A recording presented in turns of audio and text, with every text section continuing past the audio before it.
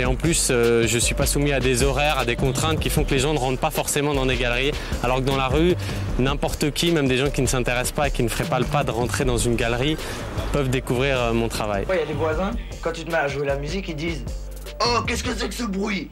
C'est pas du bruit, c'est de la musique. Ou bien « Qu'est-ce que c'est que cette saloperie sur le mur ?» C'est pas de la saloperie, c'est de la peinture.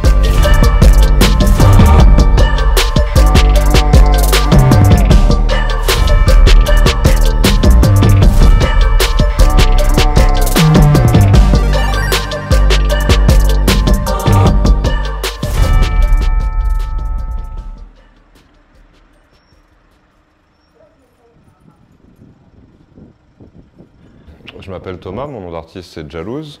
Voilà, j'ai 36 ans et je viens de Paris, Île-de-France. Ça fait 20 ans que je fais du graffiti. Un street artiste, comme c'est dit dans l'énoncé, c'est un artiste de rue, c'est quelqu'un qui opère dans la rue. Donc voilà, moi, mon champ d'action c'est entre autres la rue. Et donc je pense être un street artiste, même si je me définis plus comme un graffiti artiste.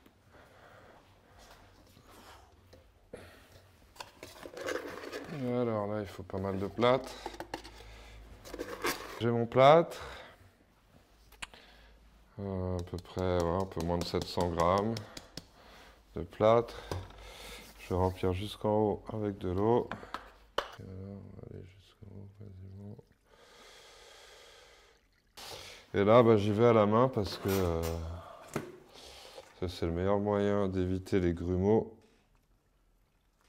De bien mélanger. Au début, je fais gaffe que ça déborde pas trop. Puis une fois que ça va commencer un petit peu à se mélanger, j'aurai un peu moins de matière. Donc, on va tranquille. L'idée, c'est vraiment de bien mélanger de manière homogène et d'avoir un peu la texture du yaourt, quoi, au final. Voilà. On va bien jusqu'au fond. Tous deux, j'ai préparé ma petite tambouille. Je coule ça. Une fois que c'est bien coulé, il n'y a plus qu'à attendre que ça sèche. Hop. Ça prend combien de temps? Là, il fait encore un peu frais et humide dans l'atelier, mais ouais, on va dire qu'entre 40 minutes et 1h30, je pense. Moi, je préfère attendre 1h30 histoire d'être tranquille.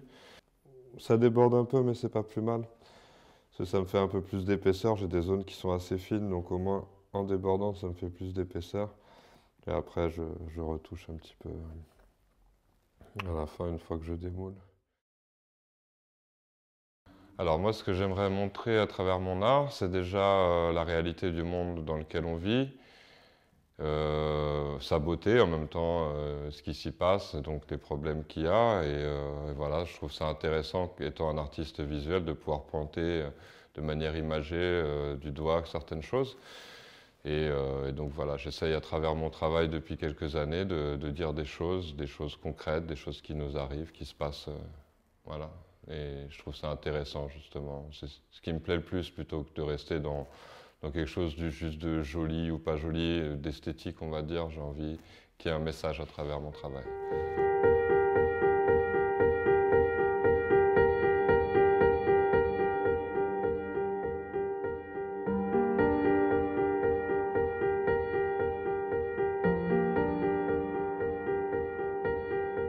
Est-ce que je peux me présenter en quelques mots? Alors moi c'est Iléa, connu aussi sous le nom de 18e Design. Alors artiste digital, street artiste. Voilà comment je me définirais. L'idée m'est pas venue comme ça d'un coup. C'est juste une envie à un moment de... Comme je vous ai dit, je suis un artiste digital, donc j'ai passé de nombreuses années à créer des œuvres qui restaient dans mon ordi. Et à un moment, je me suis dit, parce que pour moi, c'était juste un exutoire de délivrer ma propre émotion, un peu comme une thérapie, et passer à autre chose. Et un jour, j'ai fait mon premier collage dans la rue Briquet qui est très importante pour moi, parce que en venant de Côte d'Ivoire, après la guerre, quand je suis arrivé ici, j'ai rencontré un artiste quand j'étais vraiment très très jeune. Et à 5h du matin ou 6h du matin, quand moi j'allais prendre mon car pour l'internat, je le voyais dans le froid parisien et je lui ai demandé mais pourquoi tu fais ça? Il m'a répondu parce que c'est mon seul moment de kiff. J'ai mis des années à le comprendre et quand j'ai fait mon premier collage, ben, j'ai compris en fait parce que c'est un peu se mettre en danger, c'est aussi partager peut-être ce que tu as de plus beau en toi.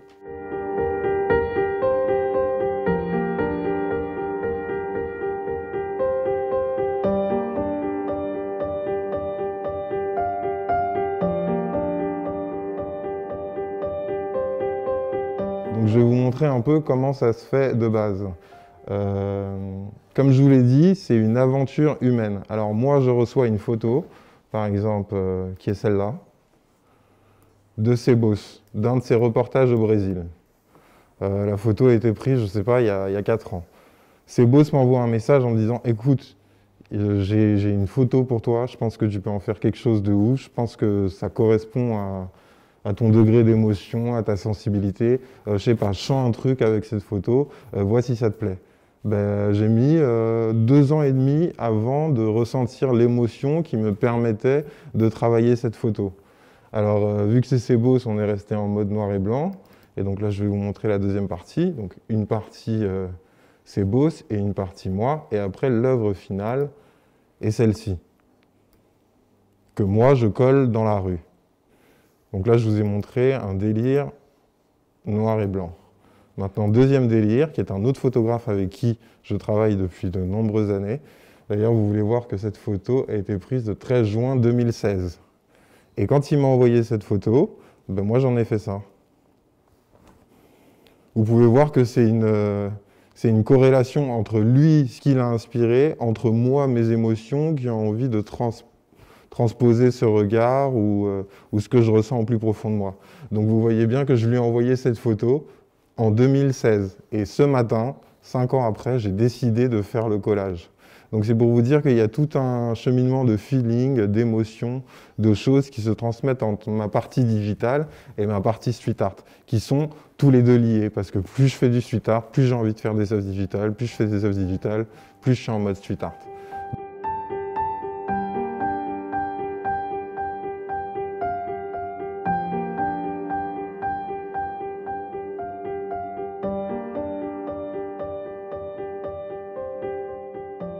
Je reçois la photo, je redessine tout, ça va jusque quand c'est prêt en noir et blanc.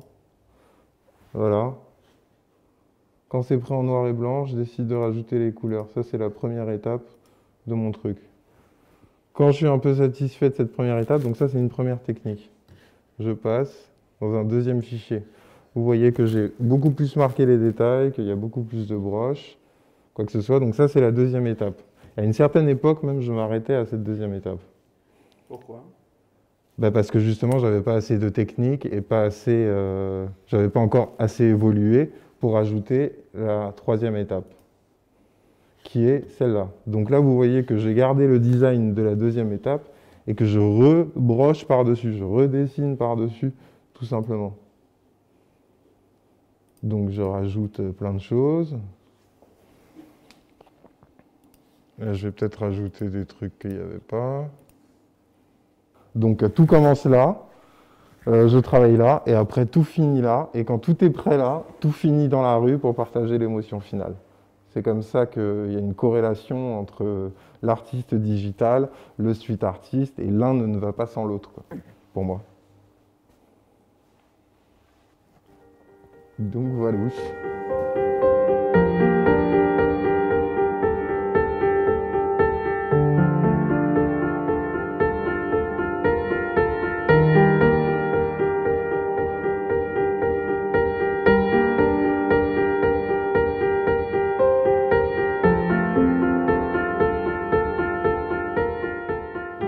Je m'appelle Clément Herman, j'ai 19 ans. Là actuellement, je suis dans mon studio de 20 mètres carrés, là où je travaille.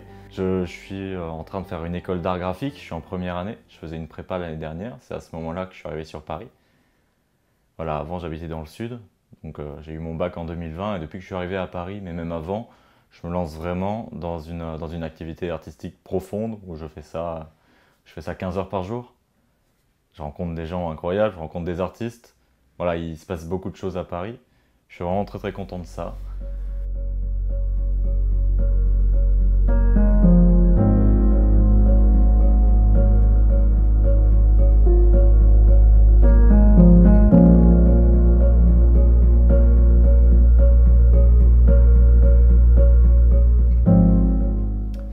passion pour le street art. Alors, c'est plutôt la passion pour l'art qui est arrivée. Je dessinais plutôt. Après, je me suis mis à peindre parce que j'ai commencé à apprécier des artistes que j'ai commencé à voir chez moi. Puisque voilà, j'ai eu quelques tableaux chez mes parents qui m'ont beaucoup inspiré. Je pense à J.M. Robert. Là, j'ai fait ma première toile en m'inspirant totalement de lui. Donc merci. Et voilà, c'est de l'amour de la peinture qui est né, l'amour de l'art en général, de la création surtout. Et après, c'est des rencontres qui m'ont fait commencer à investir des murs en fait, et à rencontrer des gens dans ce milieu-là. Je me fais aujourd'hui un peu plus connaître dans ce milieu-là que dans d'autres. Donc voilà, ça favorise encore le fait que du coup je continue et ça me plaît. C'est arrivé naturellement. C'est la création pour moi. C'est pas forcément les murs, c'est la création. Après, voilà, je vais là où tout ça m'amène.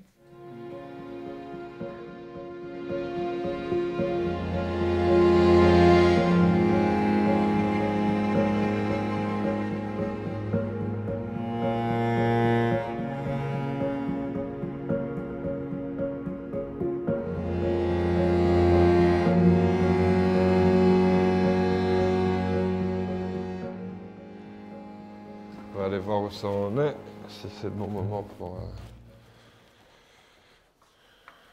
Ouais, là déjà on voit que ça a bien pris. Donc ce que je fais, vu que je vais les coller dans la rue, c'est que je vais venir mettre un petit peu comme ça, une petite incision derrière. Comme je disais, va permettre d'accrocher mieux au niveau de la colle. Là c'est un peu différent parce que j'ai fait ce qu'on appelle un contre-moule, là, une contreforme en plâtre, alors que l'autre j'ai juste fait en silicone. Donc celui-là il est plus facile à démouler. Et voilà le travail. Nickel, hein, un peu égal à tous les autres, quoi. Hop, ça, je remets ça là-dedans. Tu vois, ça fait vraiment la contreforme, ce qui fait que ça...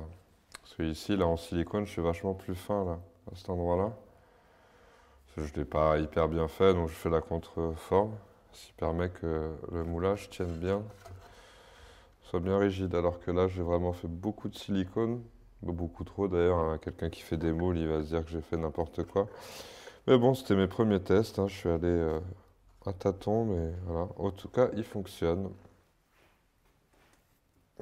Bien le sortir, et après, il n'y a plus qu'à tirer comme ça, tranquille.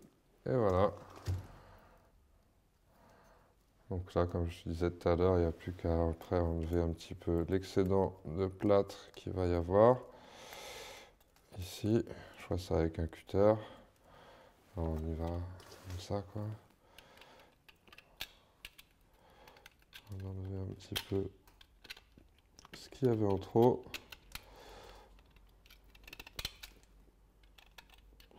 J'ai les mains sales, mais bon, celui-là, je vais le repeindre, donc je m'en fiche un petit peu. Mais ceux que je veux garder bien blancs, ça arrive parfois. Et ben dans ce cas-là, je travaille pas avec les mains sales. J'essaye de faire attention, parce qu'une fois que le plâtre il est sali, je vais pas pouvoir le récupérer. Mais là, vu qu'on va mettre de la peinture, on s'en fiche un petit peu.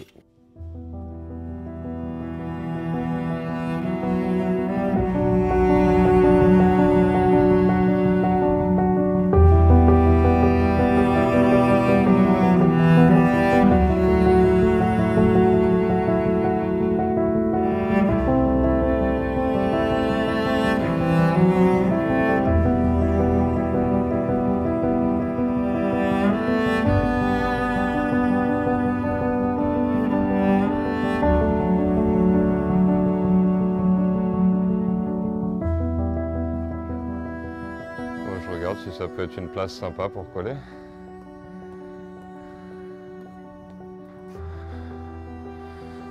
Le problème, c'est que c'est celui qui est cassé là que je collerais bien ici.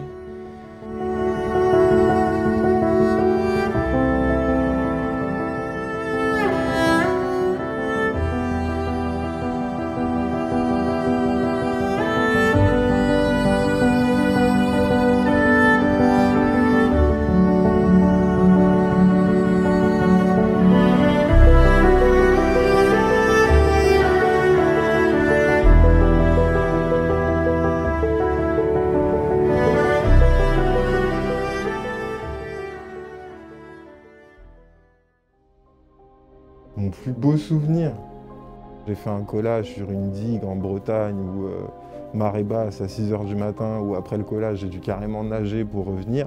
Mais ça, il fallait être en bateau pour voir le collage. Et je t'avouerai que j'ai pris un plaisir immense, peut-être même plus que mon collage qui a été vu le plus de fois dans Paris.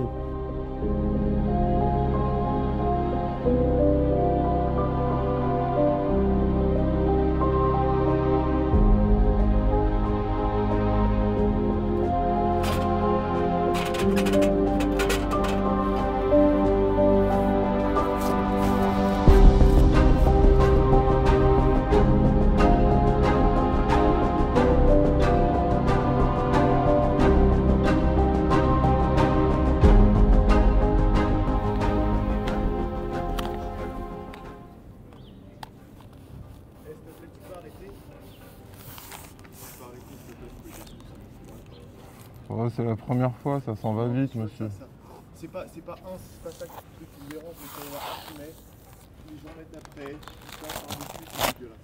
Là, il dégrade rien, monsieur. Non, mais c'est pas ça, c'est ça crée des dégrades. À chaque fois, ils sont obligés de venir. Mais juste du papier, c'est à chaque fois, c'est juste du papier, les mecs ils viennent au faire clair et du coup, les mecs viennent taguer par-dessus, je m'en fous que ce soit juste du papier. Ce truc-là me dérange pas, tu peux arrêter s'il te plaît? Non. Bah, appelle la police. T'es malade ou quoi, frérot? Non, franchement, c'est pas ton immeuble, c'est pas à toi ici. Je t'ai dit d'appeler la police, t'as un problème, t'appelles la police. Mais tu me touches pas. T'as compris? Tu me touches pas. Ouais, je t'ai dit que je le faisais, si t'as un problème, t'appelles la police, donc tu parles pas avec moi. Et tu viens, tu me tires comme ça, mais t'es malade ou quoi, toi? La prochaine fois que tu croises un street artiste comme ça, tu touches pas son œuvre. Si t'as un problème, t'appelles la police, ils règlent ça, c'est tout. Mais tu viens pas, tu le touches pas comme ça. T'as compris ou pas?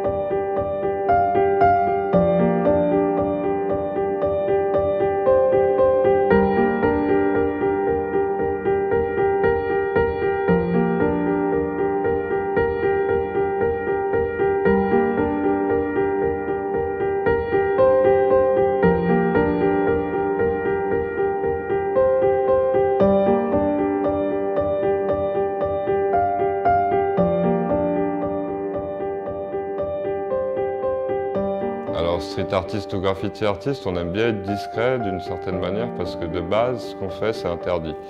C'est répréhensible, c'est condamné par la loi, voilà, on n'a pas le droit de peindre dans la rue, c'est de la dégradation de biens publics ou privés et donc de ce fait, on est obligé d'être discret, on ne peut pas forcément s'exposer comme moi, là je m'expose tout de suite. Après, bah, moi j'ai pris cette parti pris d'assumer, on va dire.